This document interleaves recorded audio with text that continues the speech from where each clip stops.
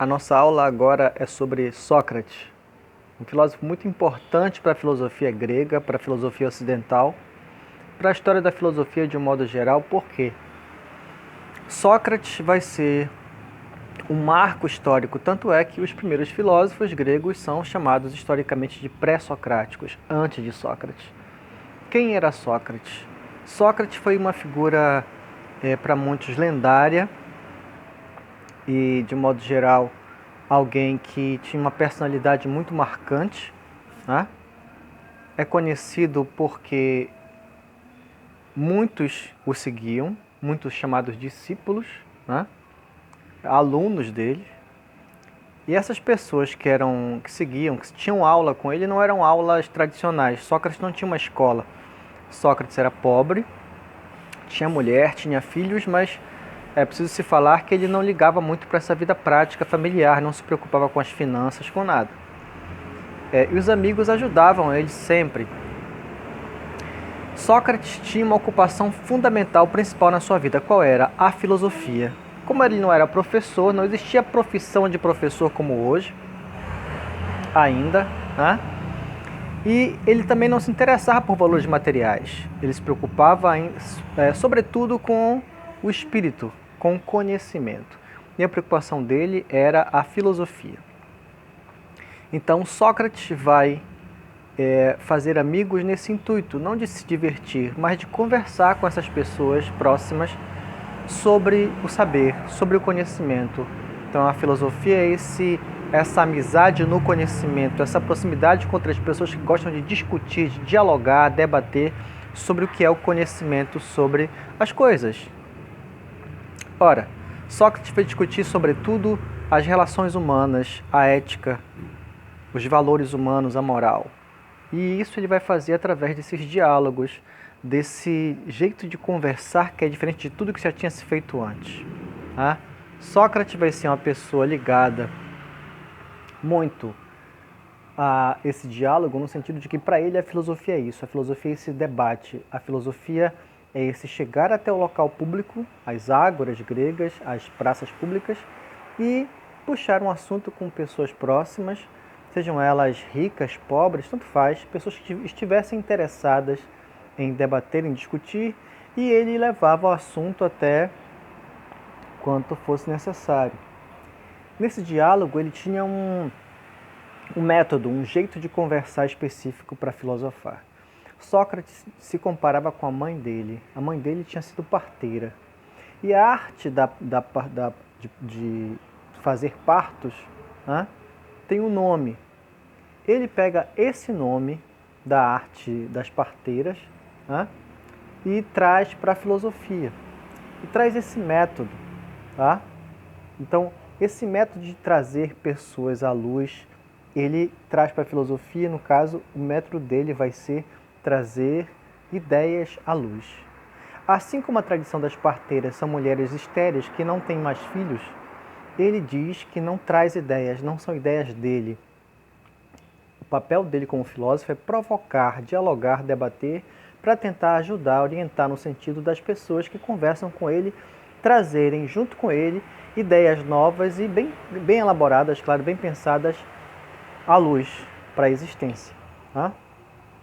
Ora, esse processo socrático, né, de parturição das ideias é muito importante porque ele vai sempre nos diálogos, nas conversas, fazer as coisas em fases básicas. Primeiro, ele usa perguntas para saber a opinião das pessoas sobre um tema. A exemplo, o amor, a beleza, a arte, a verdade, a alma, Deus. São temas gerais, né? Temas importantes da vida humana. O que é liberdade?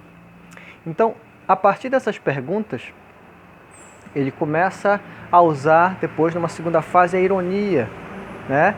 E faz hipótese, cria espécies de respostas e testes para essas respostas que as pessoas deram.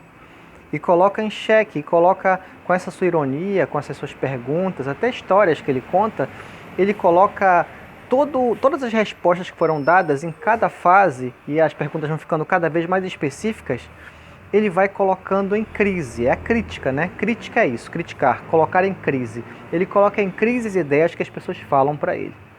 E ele vai discutir com todo tipo de gente, com gente muitas vezes poderosa, ricos, políticos, pessoas da nobreza, comerciantes, enfim.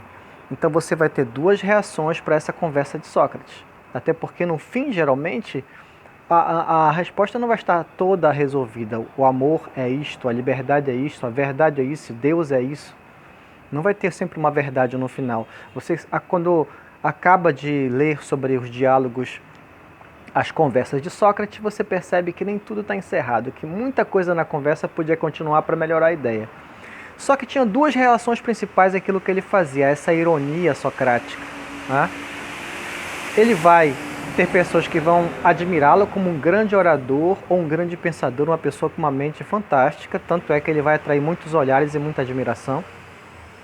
Mas, por outro lado, vai despertar coisas ruins também, como a inveja e ódio de pessoas que se achavam doutores, né, pessoas muito importantes na política, na medicina, sábios, e Sócrates com a conversa simples dele, com essa coisa de perguntar e colocar novas condições, e perguntar e pensar e repensar, no final das contas, qual era o que acontecia geralmente nas conversas? Aquilo que as pessoas achavam que era a sua verdade, que tinham certeza, convicção de que aquilo era verdade, Sócrates, sem precisar dizer está errado, com a própria pessoa pensando junto com ele, ele demonstrava, segundo conta a história da filosofia, que a pessoa tinha ideias frágeis, fracas, que não se sustentavam, porque ele analisava o fundamento, aquilo que estava por baixo, sustentando as ideias. Quando você percebe que os fundamentos da casa estão podres, a casa toda cai. Então, como eu falei, alguns ficavam felizes e admirados, outros ficavam possessos, né, odiavam isso e se voltavam contra ele. Sócrates, então, vai ser, sobretudo, um investigador, pessoal. Um professor no sentido antigo do termo, que é alguém que vai provocar, que vai incentivar, que vai fazer diálogos polêmicos, como, por exemplo, um que ele conversa com um escravo. E para Sócrates, qualquer pessoa capaz de ter conhecimento, de adquirir conhecimento, basta se esforçar, porque a capacidade de conhecer, a mente, está em todos. E com esse escravo, o Sócrates vai fazer esse diálogo e provar, segundo ele, que qualquer pessoa é capaz de entender as ideias de qualquer tipo. Logo, Sócrates vai ser marcante porque ele vai ter um papel político fundamental, ele vai ser o filósofo antigo que mais vai à praça pública discutir com políticos sobre os assuntos mais importantes e vai sempre colocar as ideias, o conhecimento acima de qualquer coisa. Para ele, para Sócrates, o filósofo, ele é o tipo de atividade, o tipo de ocupação humana mais nobre, porque o dinheiro se acaba, a beleza, a saúde, tudo se acaba. O conhecimento, segundo ele, é eterno. Não o conhecimento que a gente guarda com a gente, mas o conhecimento a que você tem contato quando você exercita a filosofia.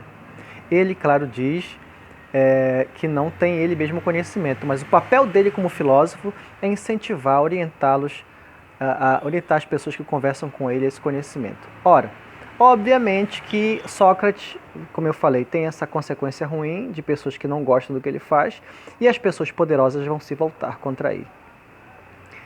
Sócrates vai ser acusado falsamente por pessoas que ficam com raiva dele destruir as suas verdades, né? Vai ser levado a julgamento, mas como uma questão de pressioná-lo, né, de ameaçá-lo. Acham que ele vai pedir perdão, que ele vai se humilhar, ficar com medo de morrer. Sócrates diz: a filosofia é a preparação para a morte. Entendam, não é que a pessoa vai se matar depois que filosofa ou quando está filosofando. É que quando a pessoa, segundo Sócrates acredita, começa a perceber que o mais importante são as ideias, o conhecimento, a parte espiritual, ela se desapega cada vez mais às coisas como o desejo corporal, a vaidade, a ambição, as coisas materiais, o mundo material, como se diz hoje, as coisas mundanas, né? E se você pensa mais, se preocupa mais com o espiritual, a filosofia então te prepara para você aceitar melhor essa passagem. A morte, então, é apenas um detalhe, segundo Sócrates. Logo, quando fazem o julgamento, ele não contrata advogado, que ele não tem dinheiro. As pessoas oferecem advogados, caros, ele não aceita, ele diz não cometi erro nenhum, e ele é acusado de corromper a juventude. Ele é acusado, Sócrates, de influenciar mal jovens e de ser contra a religião. A segunda acusação é totalmente inverídica também, porque ele defendia a religião grega. Ele só discordava que a religião podia explicar tudo, né? Ele achava que o raciocínio era dado pelos deuses para que o homem, o ser humano, o homem, a mulher, pudesse discutir e pensar por si mesmo, né? Então Sócrates vai ser julgado falsamente nesse sentido e falsamente também porque acreditavam que ele corrompia, que ele influenciava mal os jovens. Não, ele não passava ideias dele, segundo ele mesmo disse no julgamento, e se defendeu muito bem. Ele vai provar que os jovens só são incentivados nesse diálogo com ele a pensarem por conta própria, tá?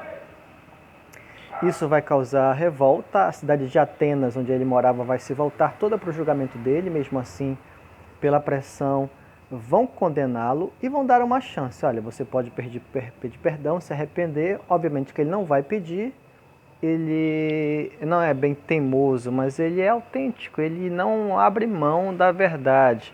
E a verdade, segundo o entendimento dele, naquele momento, o mais correto era ele continuar dizendo, cumprindo aquilo que ele acreditava, né? Que ele estava fazendo o papel do filósofo. Oferecem para ele pagar um valor, né? Como hoje em dia se diz, em alguns casos, você pode pagar uma fiança. E os amigos dizem, pagamos para você, Sócrates. Ele também não aceita. Então, encurralados, achando que ele ia ficar encurralado, mas ele ficou tranquilo o tempo todo, é o que contam as histórias da época. Condenam à morte a beber cicuta, que é um veneno, né? E ele espera o tempo necessário, até porque está um tempo de festas sagradas, um feriadão. Ele espera passar o tempo daquele festival sagrado e depois disso acontece a sentença de morte dele. Muitas pessoas da família, amigos, filósofos, discípulos, desesperados, preocupados, vão até lá. Tem até um quadro famoso, que é a morte de Sócrates, de um grande pintor, que representa esse momento dele lá. Muitas pessoas desesperadas e ele tranquilo, na prisão dele, esperando o momento de morrer. Sócrates, então, é um pensador importantíssimo porque ele vai não dizer que a cidade não serve para nada, mas é aquele cara que coloca em xeque, em dúvida, a democracia grega, a virtude da cidade, do debate aberto, né, de você poder discordar, porque ele é a prova viva e que foi condenado à morte de alguém que, por pensar livremente, foi condenado, foi perseguido, foi humilhado. Quer dizer, tentaram humilhá-lo, mas não conseguiram. Essa história e muitas outras são contadas por ele mesmo em livros, não. Sócrates nunca escreveu nada. Ele tinha pessoas, seguidores, que eram como se fossem apóstolos ou discípulos, que escreveram sobre ele. Platão, alguns até que não gostavam muito dele, como Xenofonte, e outros que foram alunos ou amigos ou próximos, escreveram sobre ele, mal ou bem, e a partir daí se tem as histórias sobre esse grande filósofo da antiguidade grega, que é importante para nós porque é o cara que traz para a filosofia uma grande mudança. Se a filosofia pré-socrática, os primeiros filósofos falavam sobre o cosmos, né, planetas, o céu, a terra, a origem do mundo, a origem da vida, a morte, para onde nós iríamos ou tudo mais, os elementos da natureza, falava sobre questões mais gerais, o Sócrates vai trazer a filosofia para falar sobre o que? Ele diz, a filosofia tem que tratar sobre a vida humana. O tema do filósofo não pode ser aquilo que ele não criou. O tema do filósofo tem que ser ele mesmo e os seres humanos à sua volta. É sobre isso que deve ser nossa maior preocupação. Uma vida bem vivida é uma vida refletida. Uma vida sem reflexão não vale a pena ser vivida.